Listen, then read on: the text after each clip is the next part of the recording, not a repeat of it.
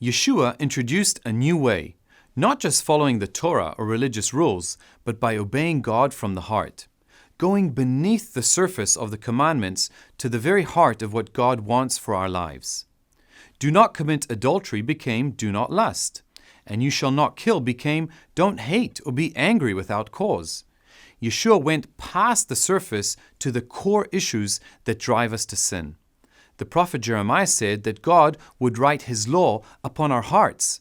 Our tendency is to focus on correcting the outward actions, but Yeshua wants to change our heart and desires so that we are motivated to pursue Him and His ways. And one day, Yeshua will return as our King and reign on His rightful throne in Jerusalem. This is something every Jewish person understands about the Messiah. But most Jewish people don't know that the Bible predicted two comings of the Messiah. The Messiah would come first as a humble servant and return as a conquering king. For example, in Isaiah 53, the prophet prophesies that the Messiah would die for our sins as a perfect sacrifice. He would take our punishment upon Himself. Sounds a bit like the story of Yeshua, right? And there's a host of other prophecies that all point to our Messiah, Yeshua.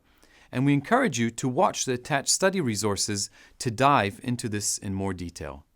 But these prophecies bring up two important and related topics: the deity of Messiah and the unity of God. As mentioned before, Yeshua claimed to be God in the flesh. This idea turns many Jewish people off to Jesus. This could have easily done so to me, but I understood that the Bible prophesied that the Messiah would be God in the flesh, what Christians call the Incarnation.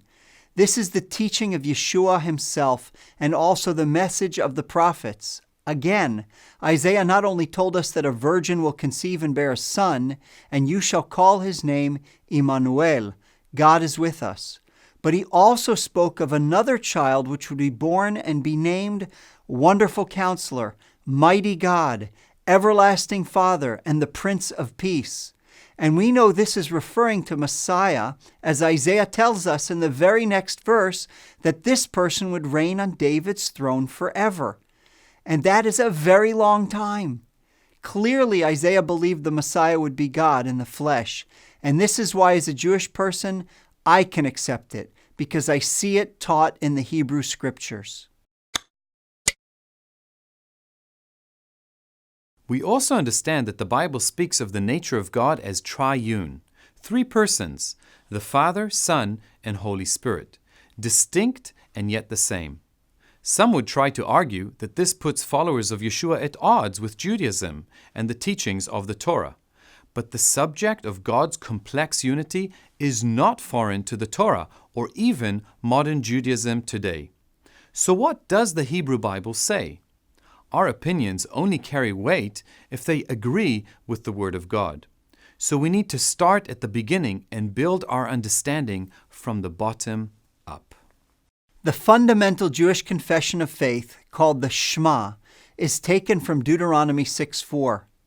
Shema Yisrael, Adonai Eloheinu, Adonai Echad. Or in English, Hear, O Israel, the Lord our God, the Lord is one. The Hebrew word echad is translated one here, but it refers to a compound unity. Just as in English we could say one team or one couple. It could mean a single unity, of course, but when used in this instance, it refers to something more. Let's give a few practical examples. According to Genesis 2:24, when a man is united to a woman, the two become echad, one flesh, clearly a compound unity. So also in Exodus, when God instructs Moses to join the many pieces of the tabernacle together so that it will be one, echad. The Shema was simply a way of saying to our people Israel that the Lord alone was to be our God, He and no other. The persons of this divine unity are understood to be co-eternal, co-essential, and co-equal. God's triunity is not some neatly spelled out doctrine or a trite little teaching to be explained in 30 seconds or less. It's like asking a Hasidic rabbi, is the Shekhinah God? Or is the Memra God? Or are the Sfirot God? These are deep theological and philosophical issues. Describing God and understanding the deepest nature of His being is like a fly trying to figure out nuclear medicine. There's still so much we don't know. But what we do know through the Word is what we're trying to reveal to you today. And because this is such a complex concept, we've some extra resources available in our study guide to go deeper.